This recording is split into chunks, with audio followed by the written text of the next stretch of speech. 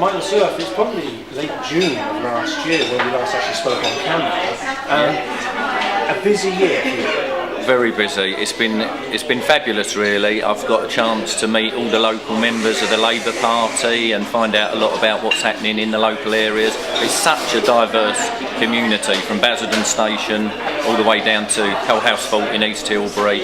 Very diverse population. Lots of issues. A lot of issues that are sort of binding people together. Things like the bedroom tax, but there's a lot of transport issues, particularly down on the Thames, with propositions like the Lower Thames crossing coming soon, so we'll see about that. And in Basildon, a lot of issues around waste disposal and things like that, and rubbish tips, so a lot going on. You mentioned the bedroom tax. I spoke to a local MP who said a handful of letters in their postbox with the bedroom tax. Does that surprise you? That does surprise me. It's obviously not putting himself out there and talking to people. We had a meeting yesterday with some local residents and bedroom tax came up again. Virtually everyone that you meet either knows someone or is directly involved with someone that's been hit by the bedroom tax, and it's just so unfair. It's unbelievable that the Tories are still pushing it as the right thing to do. We know we want to free up housing stock for people if people are in larger properties and they want to move and they want to downsize, and there are places for them to downsize into, but the places aren't there, and we've got to build a lot more properties if we're going to solve this problem. Making people move out of the areas where they've lived all their life is not the solution to building stronger communities. And going to another, I know we've got a big area to cover, but things like the Lower Dartford crossing, the Oxford Sea. Yeah. What's been your take on that? You were at the meeting at all support. Absolutely, yeah. What's your take on the feeling there? Well, obviously, I mean, it's a meeting, I think it's mentioned on the night, it's a meeting when virtually, 100% of everybody there is against a Lower Thames crossing, especially option C. But it was really interesting to see the contradiction, really, between what the MP was saying and the fact that they're going to wait until the tolls go toll free and see what impact that has on the traffic, and it will be quite a way off. And the officers from Thurrock Council who were adamant that decisions almost been made, and that likely this summer we will hear that the government are going for option C, which is a massive worry for people, especially in the Alsett area, Chadwell St Mary, where I do actually have a few residents, because my boundary just sort of nicks the edge of Chadwell St Mary as well. But for people in East Tilbury, Chadwell and through the Alsett Fen, it's going to be devastating. Is it this time, here you are today supporting Richard Howard, the local council election. Sure. As a prospective parliamentary candidate, where do you see yourself this time? Are you still running your own campaign or supporting yours? Sure, well, both really. I mean, there's 3 campaigns running. There's Richard and the European candidates running their campaign. I've been running my general election campaign since last June when I was elected, and of course we've got the local elections as well on the same day. So I've really split my time getting to places in the constituency that haven't got local elections this year and making sure that people get to know me there. But really the main focus has been supporting Linda Hall, who's the candidate for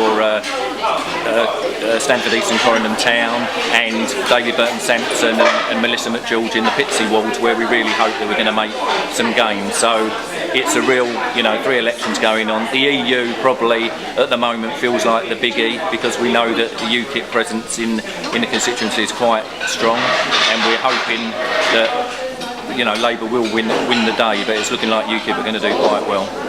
Why do you think that last year in the Essex County Council elections they did quite well? I think 9 seats. Here we are over here in Thurrock. Why do you think they're doing well at the moment? Well, I think they are protesting against 3 parties that people deemed to feel are all the same.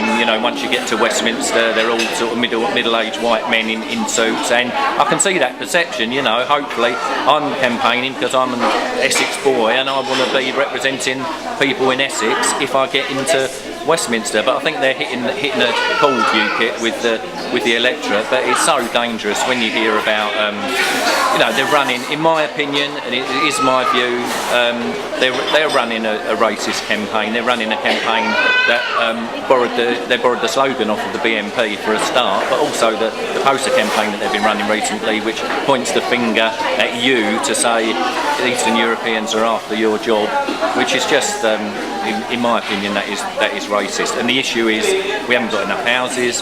I've got employers that are undercutting, paying less than the minimum wage, and people are being attracted to that, and people in desperate times are going to be drawn towards that. But actually our problems are not with, as Chukaramuna said last night at question time, the other. Our problems are with our governments and the people that we elect to get things right. And finally, there were people in your constituency, in local constituency, who voted for Angela Smith in 97, 01 and 05.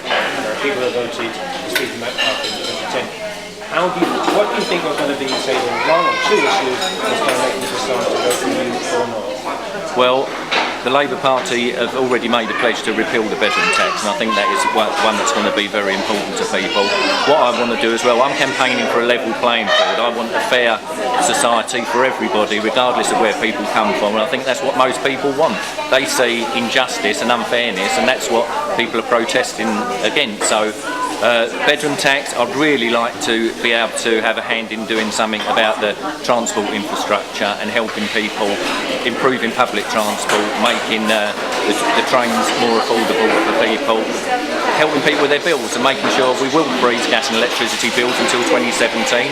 We will look at the companies and the way they work and try and help people keep their bills down. But generally what's happening is the Tories are building an economy which is now showing signs of improving, but they're building it on the back of 0 hours contracts and people feeling very vulnerable about how they're living their lives at the moment. So I just want to make people feel more secure in their lives is my main aim.